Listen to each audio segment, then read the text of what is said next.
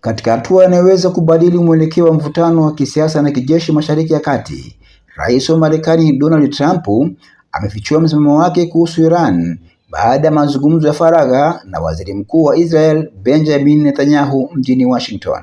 Mazungumzo hayo yameangazia hatima ya diplomasia ya nyuklia, usalama wa Israel na uwezekano wa mzozo mpya wa kijeshi katika eneo hilo lenye mvutano mkubwa.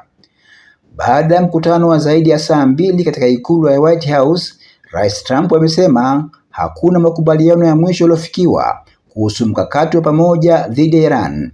Hata hivyo, amesisitiza kuwa Marekani itaendelea na mazungumzo na Tehran kwa lengo la kufikia makubaliano ya nyuklia yanayoweza kudhibiti mpango wa nyuklia wa nchi hiyo.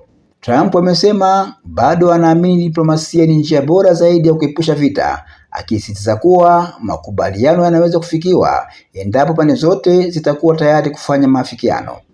Hata hivyo, pamoja na msimamo wa diplomasia, Trump ametoa onyo kali kwa Iran, akisema kuwa ikiwa mazungumzo yatashindikana, Marekani itachukua hatua kali.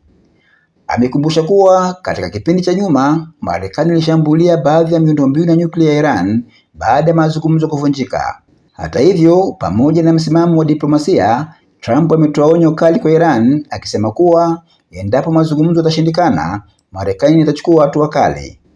Amekumbusha kuwa katika kipindi cha nyuma, Marekani ilishambulia baadhi ya miundombinu ya nyuklia ya Iran baada ya mazungumzo kuvunjika, akisema hatua hiyo ilikuwa ujumbe wa wazi kwa Tehran kwamba vitisho vya kijeshi bado vipo mezani.